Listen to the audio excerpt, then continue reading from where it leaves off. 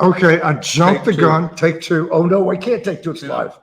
Hey, it's 3 o'clock on a Tuesday. Thank you so much for joining us for another riveting episode of Behind Breaking Bond. Joining me is... Hey, Andy Kahan, Director of Victim Services, Crime Stoppers of Houston. Before we dig deeper, I got to do a shameless plug promo for our 28th holiday memorial tree ceremony at Crime Stoppers. 28 years. And we started this in 1994 when I was at City Hall. And we started with one tree that we can hang pictures and ornaments that surviving family members of homicide would bring. Believe it or not, we are now up to our fourth tree. Wow. Because we have too many pictures and too many ornaments, and especially in the last few years. So we have 4 trees. So this Saturday, December 10th from 12 to 3 at Crime Stoppers, bring a personalized ornament like I'm showing you right here of your loved one. You'll be placing them on the trees, and the trees will remain up on display at Crime Stoppers throughout the holiday season. I take it this is open to anyone. Like if somebody just wanted to show their support for crime victims, they could. Yeah, I know there's going to be some, elected officials. I know some, law enforcement's going to be here as well. But anybody who wants to attend and show support of homicide survivors, it's a pretty moving event, and it's a difficult time of year for homicide victims. And this is one way we can let them know they're not alone, and they'll be with others that are sadly walking in their shoes. So that must be able to help a lot, to be surrounded by people that really can relate to what you're dealing with and what you're going through. No, I mean, like I said, it's the only organization in the country in which someone else writes out your membership for you. Yeah. And like I said, I help, I'm glad I sit on their board. I've been working with homicide survivors for 30 years, but I hope I never walk in their shoes. If you can, this Saturday, correct? This Saturday, this 12 Saturday, to 4. 3. 12 to 3 at City Hall. Nope. Right here. Crime Stoppers. If I was at City Hall, you and I wouldn't be talking today. So, listen to nothing that I just said about this event. You're the second Fox reporter.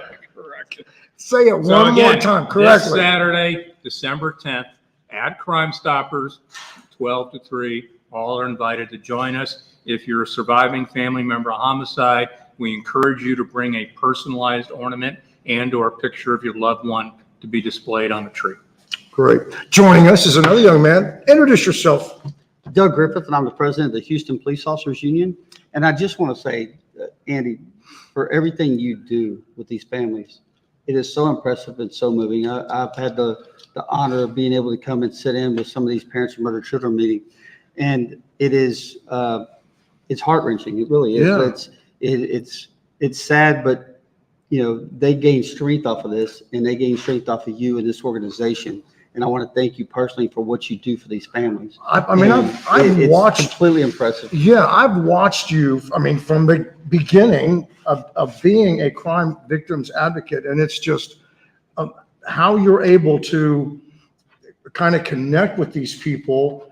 It's awesome. It really is. One of the things that I've always prided myself on the beginning was I always shoot straight. Yeah. I never give any, and that's one thing victims, particularly in the 90s, they were getting answers from people in the system, just whatever they would want to tell them, just to get them off there. And I would say, I'm going to tell you what's really going on, and you might not like it, but you deserve to know the facts and the truth, and that's what I'm going to do. And you're probably one of the first crime victim advocates that really actually had worked in the criminal justice system. You knew how it really worked and how it really operated and what people could expect, especially when it came time for someone to be up for parole, or what you needed to do to make sure that they stayed coming in prison. From within the system gives me an added edge because I know the system. Right. I know the ins and outs. I know the red tape. I know the bureaucracies. And in street talk, I know what from what. Yeah. And sadly, you know more about TV than I do, but that's a whole other live stream. We want to make sure they understand. It's not because he was in the system. He's been working. Right, right. There's a difference. He was, Some would actually want me in the system, trust me. he was never my parole officer. I want to make that clear. No, we haven't had you on since the election. What was your reaction to the election? Disappointed, obviously. I mean, there's some great takeaways that we received from this because in reality, 5 of the judges that we went after were primary. Yeah, So their own party knew there was a problem right. because you don't just run and get someone in your own primary. And That's- that was you know, unprecedented to see 5 people lose, sitting judges lose in the primary. Correct.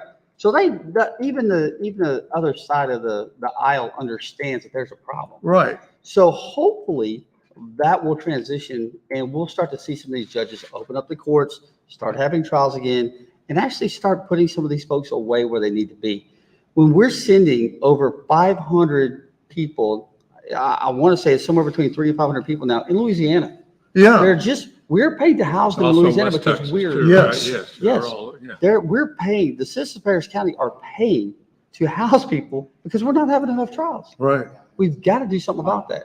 And again, I'm afraid Kim Ogg's in a bad position right now because she stepped up and did what was right, asking for more funds to help get rid of this backlog. And since she went against the commissioner's court, the God of everyone in Harris County, Right, and actually took them to task on what she needed, they're going to turn her down. right, And I'm just about guaranteed they're going to run somebody against her in the primary. yeah. Well, Because- I mean, let's be perfectly honest. There is no love lost between County Judge Lena Hidalgo and DA Kim Ogg. None at No. all. Not at all. And there shouldn't be. Right, Let's just be honest. yeah, You've got one side of the house that's corrupt and the other's trying to fix it. And But you know who pays the price for that? It's victims of crime and You're the exactly right. defendants Yes. as well, who are kind of left in limbo because their cases are taking years and years.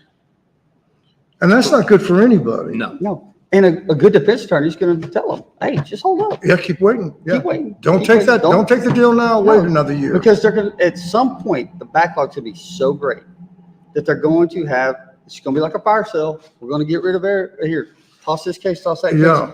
And there's nothing they can do about it because if they don't do something like that, the system's going to break down. It to the will, point right. that- There's too many cases that are, something has to give, right? I mean, Correct. because not only do you have all these old cases, every day you've got all these new cases coming in. And it's kind of a misnomer, and you see this as I do, when you see a lot of cases getting dismissed.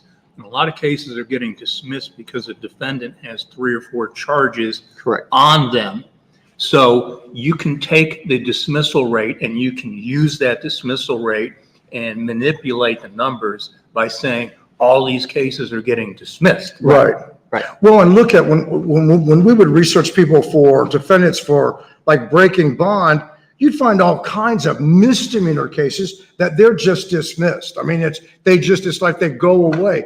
In a way, I mean, I hate to say this, but at one point, you would almost be foolish if you had a misdemeanor charge to even show up in court and go through the process, because we were finding a lot of instances where nothing would happen if you didn't show up for the misdemeanor charge. Right. Right? And also understand, Harris County is kind of different than most other counties. Most other counties, you go in, you commit a crime, you steal a car, you rob somebody, and then you go and you shoot somebody. They're only going to charge you in Harris County with one of those offenses, whatever the highest offense is. The rest are just, Not they don't mention- even mess with them. Yeah, They don't right. even mess with them. They'll Yeah. address them at the punishment phase, but that's about it. Because other counties, they're going to charge you with 3 different things. Yes. Okay, they won't do that here. So you've got, let's say, 5 robbery cases. They're all independent because not multiple charges. And then they're going to take the one out of that. So these people could have committed 20, 30 offenses Right. in these 5 robberies, but they're only going to get pled down for 1. And I'm telling you, that's what's going to happen in Harris County. We're going to have these same offenders back on the streets again, and we'll have to deal with them all over. I mean, in a way, nothing has really changed so far, has it? No. And I mean, the one thing that we've noticed is their judges are making bonds higher. We've Yes, noticed that yes. like in the last 6 months, 9 months, Yeah. right? Yeah, but I think that's because we're putting pressure on them. Right, yeah. I mean, y'all done a phenomenal job of actually getting out there and putting pressure on these judges. And then once you get a couple of them primary, all of a sudden it's like, ooh, we see the light. Yeah. They know what's coming. And how we didn't win more of the seats in the criminal courts is beyond me. I mean, it really is. It's The races were so incredibly close. Some of them were. I mean, it was, again, that's something else that we've never seen in Harris County. Judicial races that close. Well, if you look at it, just look at the last 4 election cycles. Last 4 election cycles, early votes, mail-in ballots, always were Democratic heavy. Okay. Then on election day, it was always Republican heavy, to the point of about 60% to 40%, somewhere in that range. This year, 50-50. When you saw the early votes come in, I was thinking, oh, we're golden. All those Republican judges are going to get in there. And it just didn't happen. Yeah. It didn't happen. The day of voting, it was almost 50-50. How that happened, different from the last 4 cycles, Who knows? couldn't tell you. Yeah. Well, you know, the thing now that we're looking forward to kind of correct some of this is with the upcoming legislative session. Yeah, and that's something that we're looking at. And one of the bills that we're looking at is the issue of felon in possession of a weapon. And if you follow me on social media, you know I've been putting this stuff out and putting this stuff out. But when we passed last session, Senate Bill 6, which essentially eliminated PR, get out of jail free cards for defendants charged with most violent offenses, for whatever reasons, felon in possession of a weapon and gun was not one of the offenses. So we're seeing on an average of 30 to 40 cases every month in which you're getting released on a PR bond. And keep in mind, as you know, Doug, in order to achieve a felon in possession, you have to be what? A felon. Yeah. So You're convicted at least once of a felony offense. Right. And if you're going to walk straight and narrow, you're not going to walk around with a gun. I think it was you that made the point that if a felon has a gun on him, it's not any good reason. It's not for self-defense or anything like that. And that's kind of what bugs me sometimes about the gun advocates and stuff like that, is that, you know, they always talk about, oh, we got too many guns on the streets. Yeah, in the hands of criminals. Right. And guess what? If they're not going to abide by the law and they're going to continue to carry a gun, what do you think you could do next? Right. It's not for protection from you and me. We're not walking around looking for somebody to shoot. Right. They are. And I've never understood that, and I guess I probably never will, that if you've got a guy that's on parole, or on probation, or not even that, he's on bond. Right. One of the conditions of bond is that you're not in possession of a weapon. Right. A You clear committed violation. offense. Yeah. So you just violated that order, and they're going, oh, we have to give another bond. No, you don't. He's violated the conditions of the first bond. Once he does that, keep his butt in jail. Right. Or her butt. It doesn't Yes. matter. this was a case I put out a few days ago. This guy's on bail out of Travis County for ag assault with a deadly weapon, firearm. Possession of a firearm by a felon, that's 2, and a drug charge. He's already been convicted of 5 other offenses. He gets pulled over here and charged with felon in possession of a weapon. He's out on bond already. Keep in mind, he's already out on bond in Travis County Right. for weapons charges, gets one here, and he's back out again.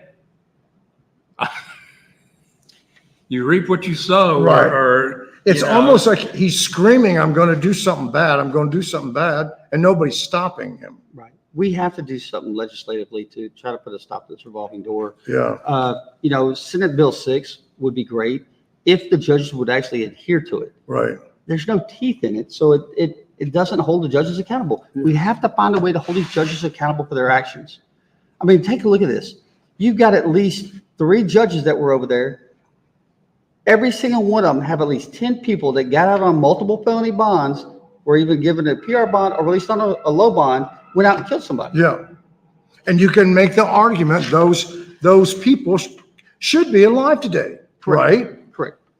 What are you guys looking at this upcoming session? Is there anything that you're We're hoping to do pushing? something. We're gonna have to push the the bail reform issue and try to do something to make these judges, hold these judges accountable. There's going to be hopefully some legislation on the precious metals, catalytic converter type stuff. Yeah, I saw where definitely. Senator Whitmire filed a bill to enhance Yes, penalties if you're caught stealing a catalytic converter and you have a firearm with Right. it. Yeah. that'd be great. And I know a couple of years ago, we had the mandatory sentencing. If you committed a crime with a gun, you had to do at least half your sentence. I don't know where that went or when it got changed, but we need to bring that back. Definitely. We have to hold these people accountable that go out there and just wreak havoc over our county. I Yeah. think you're going to see legislation filed that's going to have a mandatory sentence for anyone caught in a commission of a crime that has a firearm. We have to do something. Because right now, it's not happening. Right. And that could make a big difference, don't you think? Oh, yeah. Yeah. And look, the prison population is down by almost 30%. Yeah. Why is that? Because we're not having One- trials, we're not sending anybody to prison, Well, right? it's all the big cities in the state of Texas. It's almost like decriminalization across the board. Right. So we have to find some way to fix it, and I'm not sure if I we're mean, ever going to get to that point here in Harris County. People At least really in need 5, to 6 be years. aware of that and concerned about it, don't they? Because there's a thought that, like you said, it's sort of decriminalize everything, that it comes down to, I break into your house. Well, now let's you and I discuss that, and maybe I'm the victim. I mean, why did I feel the need to break into your house?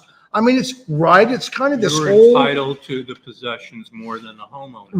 Right. Or, I had a bad childhood and you had a good one, and, maybe you're the problem. I'm the criminal, but maybe somehow you're actually the problem and not me. I mean, I don't understand it all, but there is sort of this idea afoot, if you will, that we need to do away with prisons.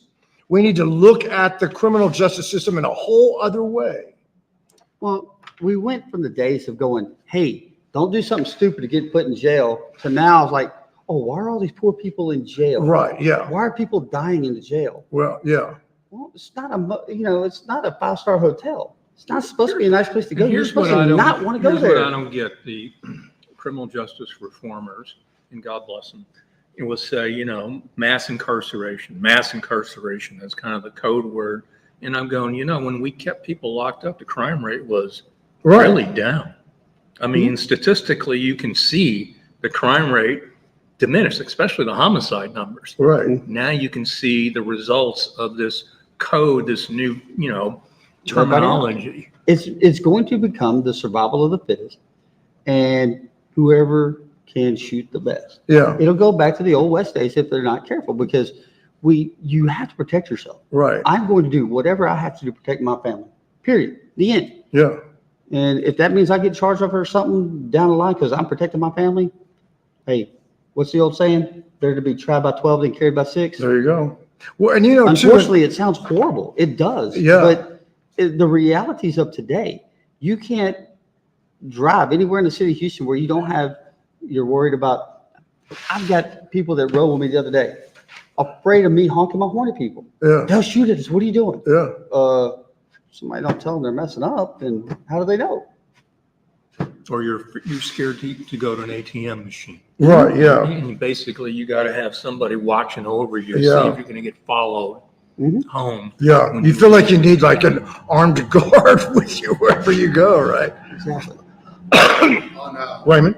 Facebook, one of our Facebook viewers says, April says the same people that advocate new gun laws are not advocating to take existing gun laws seriously. That's very true, April. And you've been one that you've said repeatedly, you've been puzzled why these gun advocates have not been jumping up and down screaming about, or gun control advocates, about felons in possession of a weapon.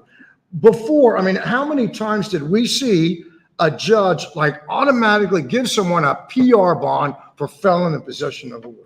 Well, I guess the good thing is they'll have an opportunity to just demonstrate whether they're for, gun laws Right. or against it, because this is going to come up. this legislative Yes. session, this issue is going to be a hot topic item. Mandatory sentencing for anyone in possession of a gun in the commission of a crime, and no more get out of jail free cards if you're charged with felon in possession of a firearm. So it's going to be very interesting to see who is going to be lined up in support of that Yeah. and who is going to be against it. And for everybody out there, it's like before, it was basically, you got to go vote, you got to go vote. Well, come January, and we'll keep you posted on this stuff, you need to reach out to your lawmaker and let them know how you feel. Whenever you contact your state representative, your state senator, either by email or a phone call or whatever, that matters. These elected officials, they pay attention when they get emails and phone calls from constituents, because it's you that keep them with a job. I mean, you keep them in that office, right? Yes, sir. Well, as I like to say, they work for you. Yes, they do. Pay their salary. We're actually going to have a legislative forum. We're still working out the details and the dates, but sometime in mid-January at Crime Stoppers, because everywhere we go, I'm always asked, well, what can I do? Yeah. How do I do it? Because most people don't know. So we're going to have it set up where we're going to basically teach a basic legislative 101 Great. and let the public, anybody can attend. So we'll put that out as soon as we get it. And it's one of those things that if it's not part of your everyday life, who would really expect you to understand how it all works in Austin come legislative time? I mean, it's understandable that a lot of people, they don't know how it works. Raymond, were you saying? Yeah, we have another Facebook viewer, Darwin, and I believe he's talking about the court system, but he says if they take care of the criminals, there will be less crime, and you wouldn't have so many and have to dismiss them. That's true. Yes, that's very true. I know I've said this 1,000 times, but I am a firm believer in there's a small segment of society that commits crimes, right?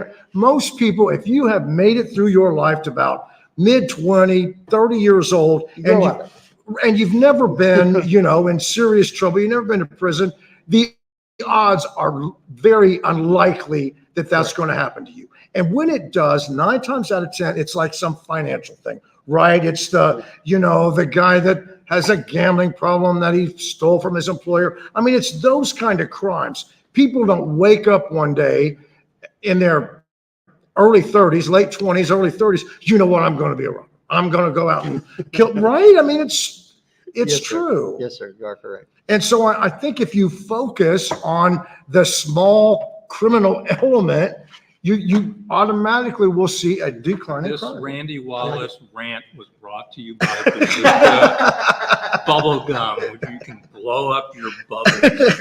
Bazooka will call me now and say, if you never say our name or say you like it, we'll give you money. Honor of you, I'm going to chew this gum. And Over don't another- forget Monster Energy.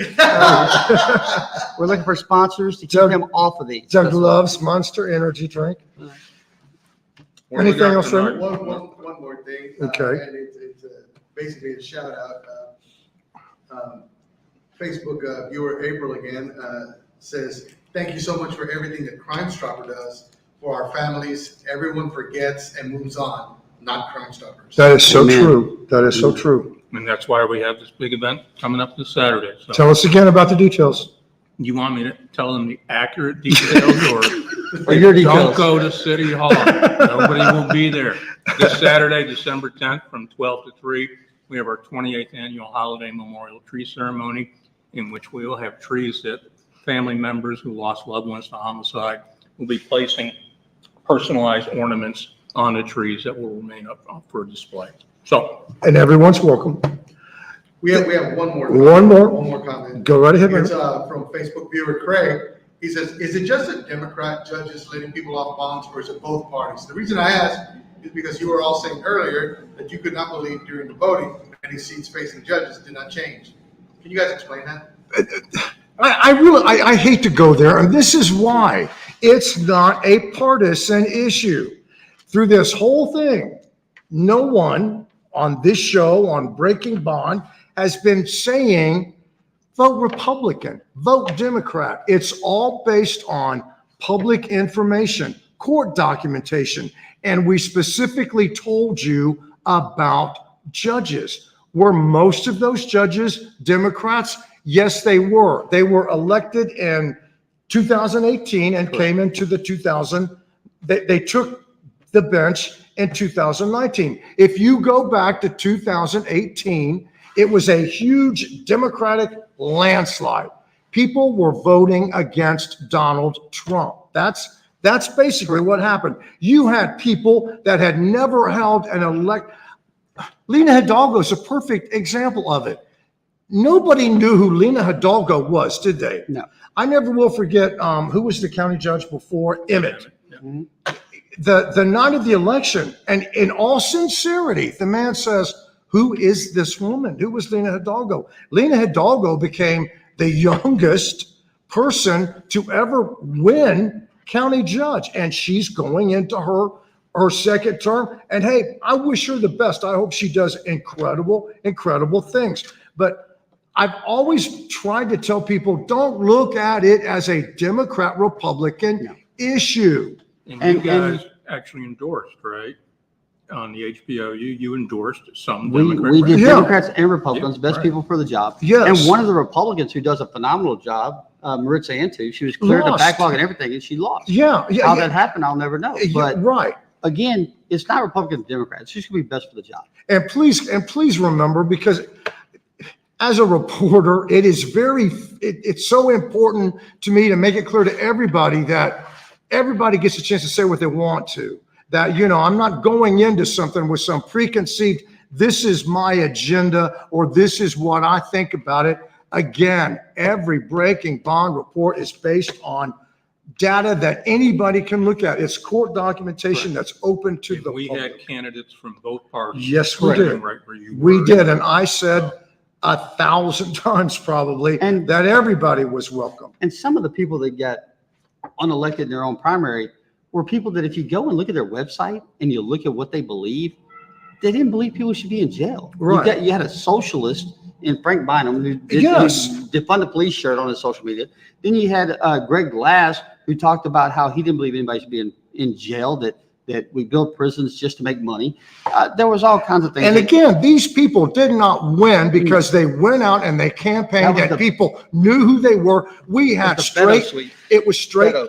a straight ticket ballot back in 2018. Remember, you could go into the box and just hit Democrat or Republican. You did not even have to go down the entire ballot. Yep, that's exactly right. Yep. What do we got tonight? We have I would say it's one of those breaking bonds that will kind of make you mad because everything shouldn't have happened that happened. Be sure to tune in tonight. Hold on, I gotta do this. I got a bucket list thing. Oh, gosh. Blah, blah, blah, blah. Thank you. There you go. That one off the list. Be sure to watch Fox 26 News at 9 to 9 for a breaking bond segment. Thank you so much for watching this live stream. It's on YouTube. You can share it amongst your friends, and thanks for caring about the issue. Bye. This dude here.